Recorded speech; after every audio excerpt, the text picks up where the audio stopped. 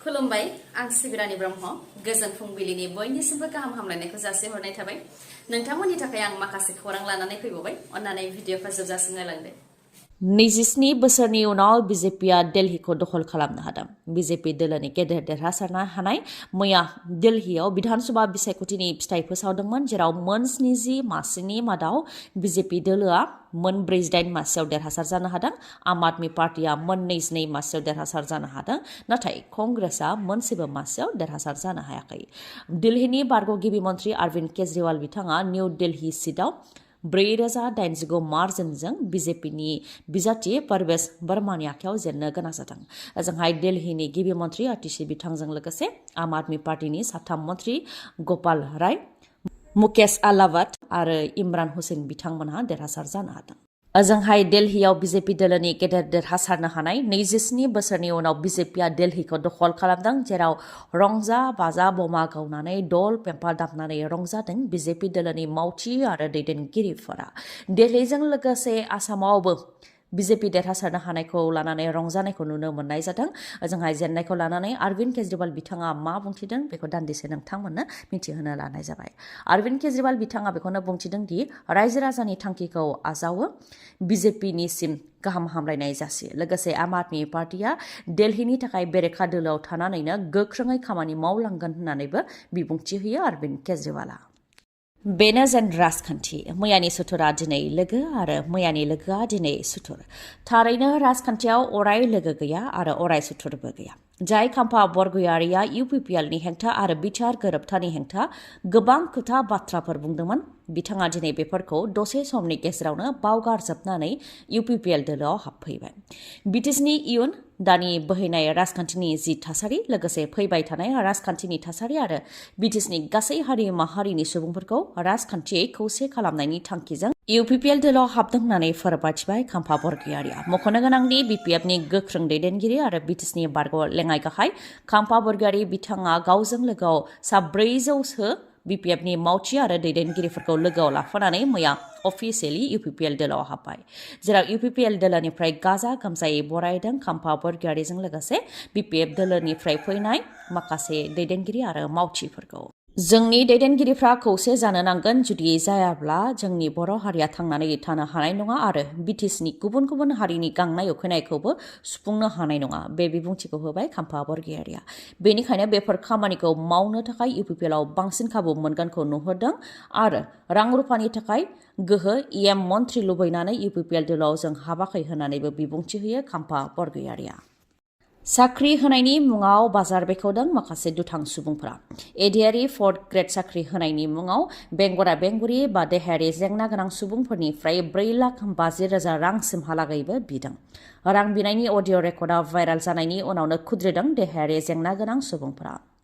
दिबांग मन्चनि सानै मावथि आफादगिरि आरो नेहाथारि बिथांमोनहा एडिआरि 4th ग्रेडनि साख्रि होनायनि मुङाव रां बिदों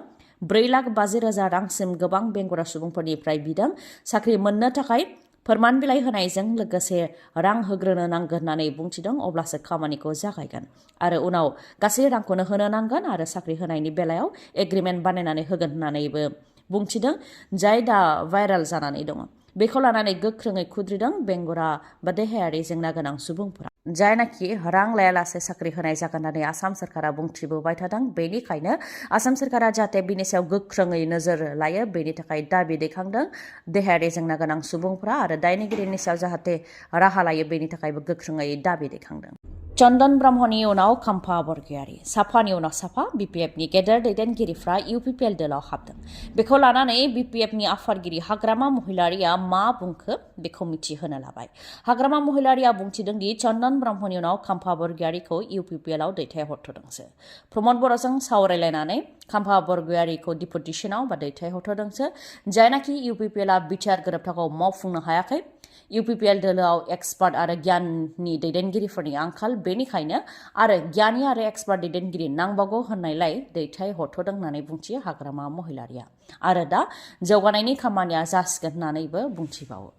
ओजोंहाय प्रमद बर'आ हाग्रामा महिलारिनि सायाव गाग्लोबदों प्रमद बर'आ बुंथिदों दि बर' हारिया खौसे जानायखौ जों बयबो लुबैयो बै समाव UPPL जेब्ला गोहोआव गैयामोन अब्ला खौसेनि थाखाय हाग्रामा महिलारि बिथांजों सावरायदोंमोन नाथाय हाग्रामा महिलारिया बेफोरखौ बुजिया बिथाङा गोहो आरो रांखौल' बुजियो गुबुन जेबो बुजिया होननानै बुंथियो प्रमद बर'आ लोगोसे बुंथिबावो दि जोंहा हारिनि थाखाय नांनाय गोबां दैदेनगिरिफोर दं जाय बिथांमोनहा साफानि उनाव साफा UPPL हाबगासिनो होननानै बुंथियो प्रमद बर'आ सोनाब मालिगाव प्राइमारि BPFनिफ्राय खौरांगिरि मेल हांख्रायदों थांनाय बावैसो सान सिगां BJPनि MCLA राजिब ब्रह्मनि न'आव जयनिं हाबाफारि लानायखौ लानानै खौरांगिरि मेल हांख्रायदों BPFनिफ्राय बेखौनो फोरमायथिदों दि BJPनि MCLA राजिब ब्रह्मनि न'आव माखासे सोद्रोमाफ्रा फैनानै जयनिं जाफैदोंमोन BJP दोलोआव बेखौ लानानै BPFनिफ्राय हाबफैदों होननानै फोसावनाय जादों नाथाय बिथांमोना BPFनि नङा बिथांमोना UPPLनिसो सोद्रोमा होननानै फोरमायथिदों BPFनिफ्राय लोगोसे बिथांमोना फोरमायथिबावदों दि जायफोर बिथांमोनहा BJP दोलोआव हाबफैदों बिथांमोना सिगांनिफ्रायनो PCDRनि जानानै खामानि मावदोंमोन आरो दा बिथांमोनहा UPPLनि जानानै खामानि मावदों होननानैबो फोरमायथिदों नाथाय BPFनिफ्राय बेबायदि हाबफैयाखै सोरबा साफा सानै हाबफैदोंबा बिथांमोनहा गाव गावनि मुलाम्फानि थाखाय बा गाव गावनि स्वार्थनि थाखाय हाबफैदों होननानै बुंथियो आरो बनरगावआव BPFआ दासिमबो गोख्रों होननानै बुंथियो BPF दोलोनिफ्राय